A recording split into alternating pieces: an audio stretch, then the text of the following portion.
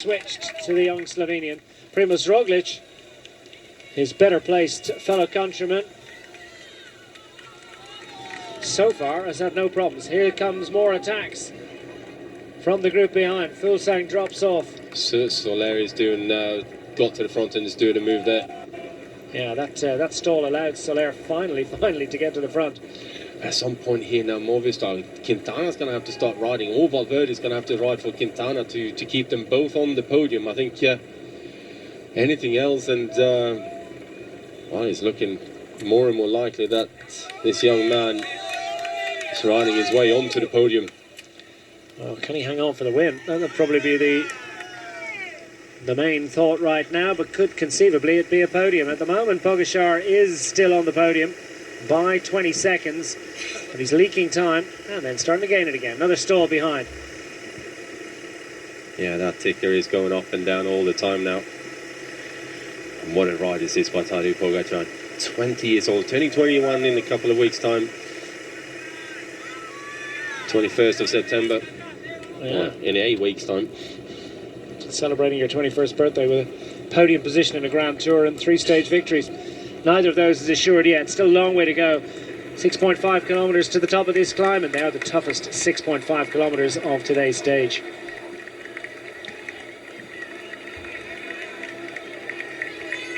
Into the 7 to go, so about 600 metres behind your race leader. Izagirre gets to the front here now.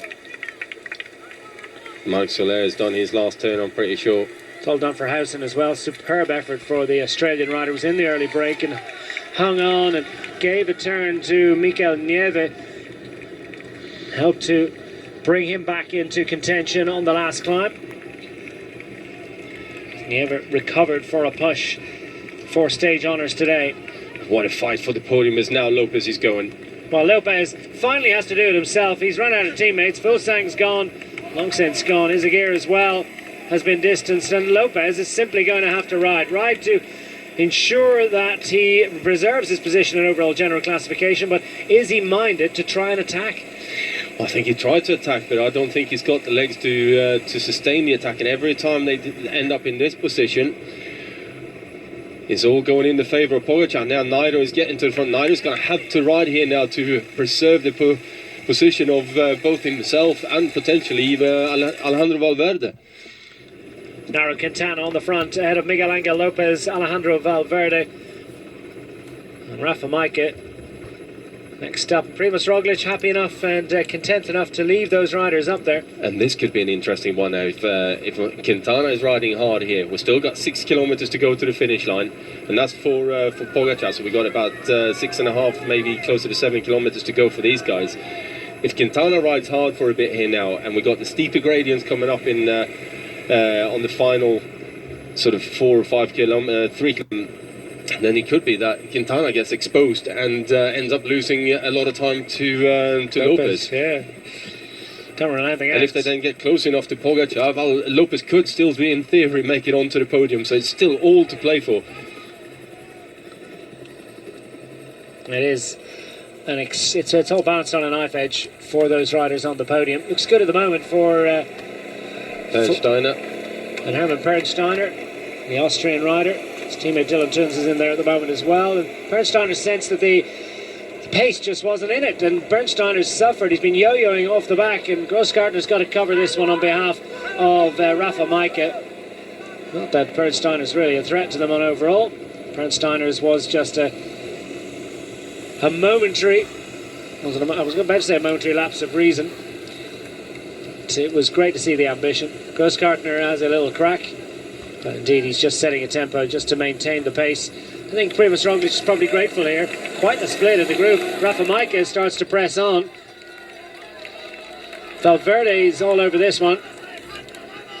And that's good news for Naira Quintana's bid to hang on to a podium position, because Tadej Pogačar has leaked a couple of seconds in the last with this last salvo. A few riders having to cover. Majko now doesn't really like it on the front too much. Valverde follows him around. Who's going to continue after this now when Majko's done his turn and he decides that I'm not going to persevere with this attack. I'm not really losing the riders that I want to lose.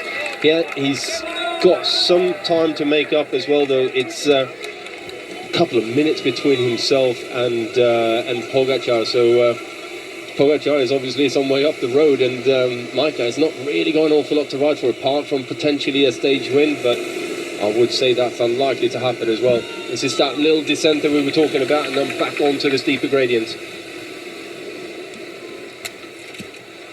Beat on dispensed with into the final 4 kilometres of this big mountain stage of Vuelta España. Miguel Angel Lopez stalks Alejandra Valverde. The question is, does Miguel Angel Lopez actually have the legs for an attack? That last little move suggested that he barely had the legs to get out of the saddle and make the pace. I mean, he drew a couple of seconds back from Pogačar's advantage, but he barely was able to go fast enough just to get to the front of the group. And, well, I think Valverde will have been made aware here now as well that he's only got about 20 seconds to play with, so he's got to be somewhat careful with the time gap to Pogačar. So if Valverde decides to ride, I think he's wise enough and old enough to know that he needs to do this to preserve his podium, and in doing so, if he sets a strong enough pace, no one's going to really attack him, and he's going to hold on, potentially even put Naira Quintano back onto the podium as well. Down this little descent that perhaps offers an opportunity for some of those riders. Kelderman, I think, trying to get across and into that one. And it's Valverde on the front with Lopez, Quintana. Roglič looks serene, doesn't he? Rafa Majka, Tuns and Pernsteiner. And Higuita has managed to make this. From Lopez, so we're turning on to the climb again, or is he just going to back off again? Nairo gets to the front. 1 minute and 39 seconds and over 750 metres between the leader up front and the rest behind. That's put back together again as we see another attack from Pernsteiner. Kelderman's going to try. Kelderman for the Sunweb squad. Pernsteiner is some way back though. He's 33 minutes and 49 seconds back, so it's not really a danger to Kelderman.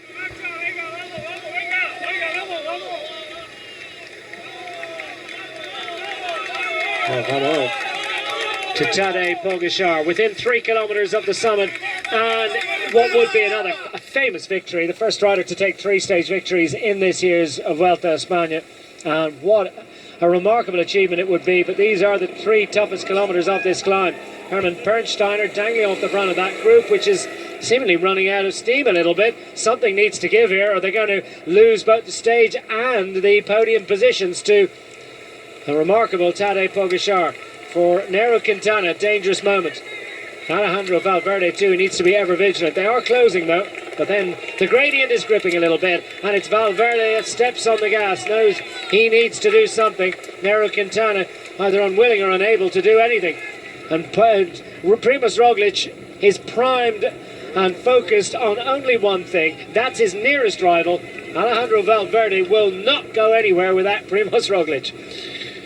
No, definitely not. He knows he's got 2.63 kilometres saved for this group here now to race in this year's Vuelta.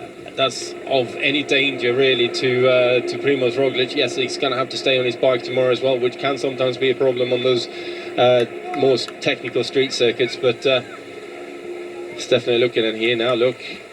A lot of riders feeling the pinch here a little bit. It's Miguel Angel Lopez, and we had suggested that he wasn't just as chipper as he's been in recent days. And Miguel Angel Lopez, after all the great work from the Astana squad, just finds himself struggling. Carl Fredrik Hagen, who's in the top 8 overall, just rolls up onto the wheel of the rider clad in white. Pernsteiner dangling off the front of the group and sitting in second position on the road. Valverde stalking the Austrian. Naira Quintana has also dropped from this group, so he's now on his own. He's isolated. How much time will he lose to the front runners?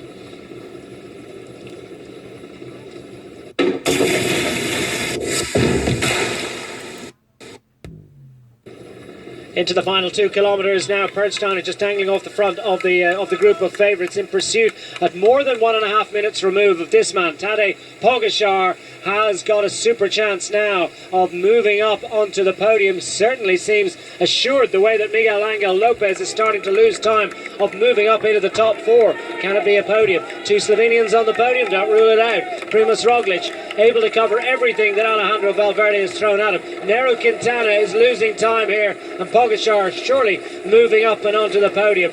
Interesting to see what the remove between the leader up front and the rest is. Lopez fighting desperately to get back onto the group, including Nieve and Kelderman, Higuita, Dylan Teuns, Naira Quintana. And they are in turn, must be what, 15-20 seconds down on Valverde. Valverde's got a ride. He's got a ride for his own second place. He has to ride for his own second place, because even though they're attacking here now, they still haven't made an awful lot of time back on Tadej Pogačar, who's out front there now in that group with Nairo Quintana. So he's up pretty much with Lopez. They're losing out massively. So there's your virtual general classification, with Pogačar now with a 36-second margin on Nairo Quintana into the final 1,500 metres. Miguel Angel Lopez is going to slip from 4th to 5th. Quintana from 3rd to 4th, and Pogačar is going to be the big winner on the final day. Another big winner, surely Primož Roglič. He's got 1,500 metres to the top of this climb, and 2 minutes and 50 seconds advantage on the man sitting one place in front. And Valverde has to keep on riding. Roglič is not going to take a turn. I don't think Majka is going to take a turn. If he can do, they're going to save themselves for a stage win. And as I say that, Majka gets to the front. Well, surely he's not going to lose that amount of time in this last 1.3 kilometres. But remember, it is an 8% gradient, and you know the wheels can fall off so quickly on such a tough climb. Miguel Angel Lopez fights his way back into the wheel of Mikel Nieve, Higuita, Kelderman. Teuns is there, and it's Nairo Quintana who's getting no help from anyone else in his efforts to stay on terms and preserve that podium position. Just as I said, Kelderman rolls up and over.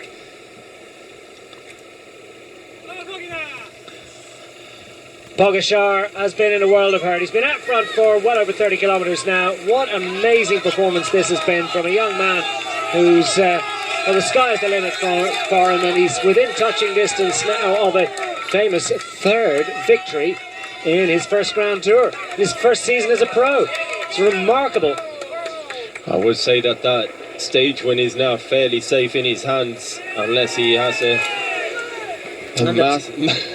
and the 10 seconds that go with it. So that's what Alejandro Valverde has to be super mindful of that. Yeah, he has to keep on riding. He has to try and limit the damage up to Pogačar here now, because it's touch and go for Valverde in the second place. What a ride by Tadej Pogačar. Yeah, no one else is going to ride here. Rafa Majka might be minded to, but I don't think you were going to see that. Higuita now contributes on behalf of his fellow countryman Nairo Quintana. Miguel Angel Lopez is frantic to try and get back up there as well. All that he can hope for is something extraordinary happening, and it's not going to happen, because Tadej Pogačar is heading towards the finish line. The gradient easing ever so slightly. He's up on the big gear, and can you believe it? He's heading towards a 3rd victory of Vuelta España 2019 at the age of just 20 years of age. Alejandro Valverde at 38 years young behind, in a frantic effort to preserve his second place from that young pretender. Nairo Quintana surely now slipping out of that podium position that he fought so hard to achieve. The 3 weeks, just a little bit too long for the Colombian, but for this young Slovenian, he's heading towards a remarkable achievement from a nation with just 2 million of a population. Could well have 2 riders on the podium of a Grand Tour at the conclusion of this afternoon, and indeed the event proper tomorrow afternoon. Into the final few hundred metres it comes for Tadej Pogačar. The first signs of the effort on his face as he lays it all out onto the pedals. He knows he's riding for time here, so he will ride it all the way to the line. No time to savour a magnificent achievement in taking those 3-stage victories. He could also get the cherry on the cake, which would be that move up and onto the podium. That seems likely. Maybe even second place. 10 bonus seconds on offer coming up very shortly. It's been painful, but it's been impressive. And Tadej Pogačar is up and onto the line almost now. He can think about how that grimace is going to turn into a smile. And the 20-year-old has been the victor and has taken the victory up and onto Plataforme de Gredos after 190 tough kilometres. He gets the win, finally the relief, and finally the arm in the air. The average speed of 36.1 kilometres an hour. And now the time that we're looking for is 1 minute and 50 seconds, as long as Valverde doesn't take any bonus seconds. Well, it wouldn't rule that one out. He's such an exceptional sprinter. But remember, of course, he is the man doing all the work on the front. And the others will pinch what they can. Their advantages, and Rafalom Majko might be minded. Well, Tadej Pogačar has a trip to the podium, first of all, to accept his congratulations, plaudits and prizes for his stage victory today. Into the barriers and into the final few hundred metres for Alejandro Valverde. Yeah, Valverde's having to do all the work here now. I'm thinking Pernstein is going to go for the sprint here soon, but that may actually help Valverde as long as he can stay attached to whoever goes across the line first. Alejandro Valverde has got to ride it all the way to the line and produce that trademark sprint at the end of 3 tough weeks and a career that stretches back to the very early moments of this century. Into the final few hundred metres, and this effort is causing all sorts of pain and hurt on the faces of Rafalom Majko and of so too of Pernstein. And Primož Roglič has tailed off, but it matters not. He knows that he's done what he needs to do, and he's going to savour the moment behind, because Alejandro Valverde is not going to put 2 minutes and 50 seconds into him. He's across the line, and that's enough to keep Alejandro Valverde in second place, heading to tomorrow's podium. And Primož Roglič too, he can celebrate. He's across the line just a few moments afterwards, safely in that red jersey and heading to the podium in Madrid.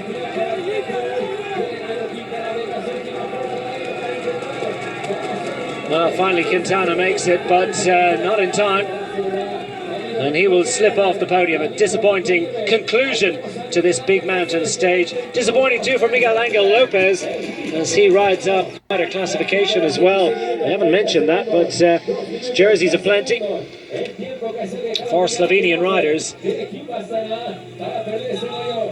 All but the mountains, I think, for Slovenian riders in this year's Vuelta. On with that lead group. And a solid finishing position for him. Kelderman and Hagen, great efforts for them. Hagen's first Grand Tour as well, first season at this level. Norwegian rider is a name for the future. So many emerging stars. Great work from Mark Soler on behalf of the Movistar squad today. The victory goes to Tadej Pogačar. Overall success destined now for Primož Roglič.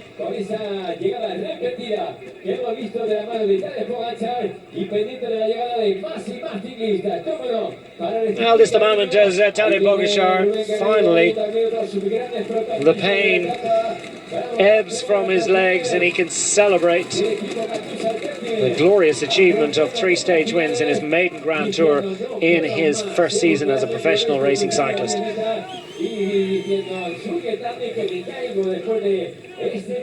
What a ride, what a battle that he took to the rest of the guys. They really put him under pressure. Even Valverde, we all thought was pretty much safe in his second place up until the final couple of hundred metres. Was right under as much pressure as you can possibly put a rider. Yeah, I mean, if it was a week-long stage race or a one-day race or something, you would make those calculations and say there's no problem for Valverde to close the gap that he needs to close because they've left him out there in the wind for such a long time. But everyone is so fatigued at the end of 3 tough weeks, and it was pretty much every man for himself on that final climb. There were some tactics playing into it. That one was about athletic ability, recovery, belief. So Tadej Pogačar gets white jersey. Alejandro Valverde preserves his position on the podium. Majko, Pernstein and Roglič does what he needs to take the overall win. Coverage of La Vuelta on